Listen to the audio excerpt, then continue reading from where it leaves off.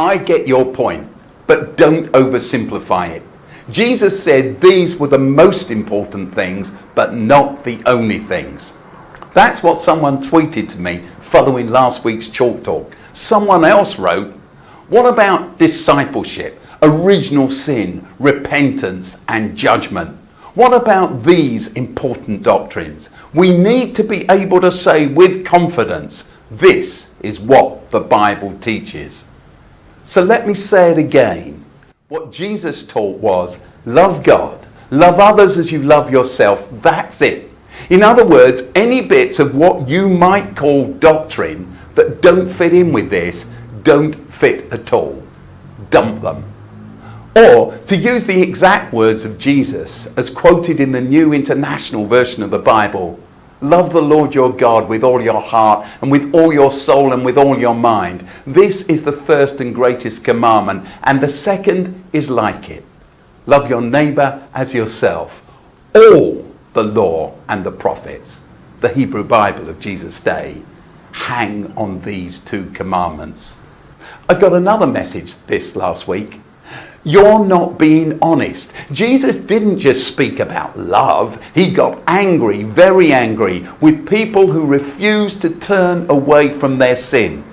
Well, I almost agree, but it's not quite the whole story, is it? This is. The people that Jesus got angry with were always the same group of people, the religious leaders of his day. It was this group that Jesus' anger was saved exclusively for. Those who used their position of power, influence, and supposed learning to exclude others. Those whose distorted, rule-bound understanding of God put them at the center of everything and at the same time legitimized their exclusion of others. The physically handicapped, slaves, shepherds, people with leprosy, prostitutes, tax collectors, Romans, and all other non-Jews, and of course, to a large degree, all women. So, for instance, take the episode when, as Matthew's Gospel explains, Jesus went to Jerusalem, where in the temple courts he found men selling cattle, sheep, and doves, and others sitting at tables exchanging money. His response was to make a whip out of cords and drive them all from the temple area.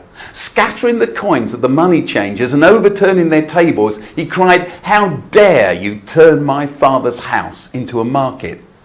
But his rage was fueled by more than the fact that these people were lining their pockets at the expense of the poor. It was also because they were the self-appointed turnstile keepers who kept those who weren't wanted inside the temple out altogether. Or what about the time that Jesus was in the synagogue at Capernaum and a man with a withered hand showed up? We're told that some of the religious leaders watched him closely to see if he would heal anyone on the Sabbath day, which on their reading of the Bible was anathema. Jesus gets the man with the withered hand to stand up in front of everyone, and then he says, which is lawful on the Sabbath? To do good or to do evil? To save life or to kill? Mark's Gospel comments that they just couldn't answer. They were silent. So Mark tells us, Jesus looked around at them, all of them, the religious leaders, in anger, distressed at the stubbornness of their hearts, and then he healed the man. And what about Jesus' attack, recorded word for word in Matthew chapter 22, on the teachers of the law being the first 5 books of the Bible, which include all those prohibitive precepts and demands with which they oppress the ordinary people. Woe to you, teachers of the law and Pharisees, you hypocrites! You shut the door of the kingdom of heaven in people's faces. Woe to you, teachers of the law and Pharisees, you hypocrites! You travel over land and sea to win a single convert, and when you've succeeded, you make them twice as much a child of hell as you are. You blind guides! You've neglected the more important matters of the law: justice, mercy, and faithfulness. Woe to you, teachers of the law and Pharisees, you hypocrites! You're like whitewashed tombs, beautiful on the outside, but on the inside full of the bones of the dead. You snakes, you brood of vipers.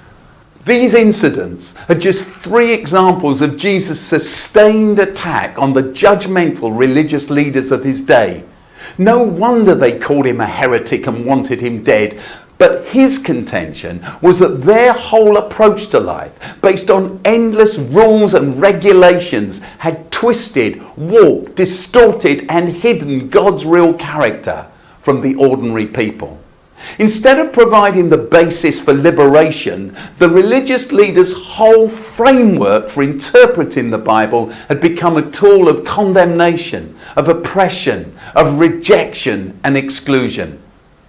I'm tempted to joke that nothing like that could possibly happen today. But the tragedy is that we all know different. Over the years, I've met too many people who see their involvement with church as the greatest cause of anxiety in their lives, rather than a source of peace. Even this week, I sat with someone who'd been broken and brought to the point of an attempted suicide through their association with a very well-known local church in the UK. But if Jesus is to be believed, and I do believe Jesus, his anger burns not at those who've experienced this rejection for their colour, their broken relationships, their sexuality or their gender, but at the blind guides who dare to judge them. The person who spoke with me had just been told that they would die and go to hell because of their sexuality. As Jesus put it, you snakes, you brood of vipers, you shut the door of the kingdom of heaven in people's faces. And to all you who've known the church's rejection or judgment, I invite you to listen again to the words of Jesus, the words of Jesus for you. Come to me, all you who are weary and burdened and broken, and I will give you rest. And so I leave you with a question.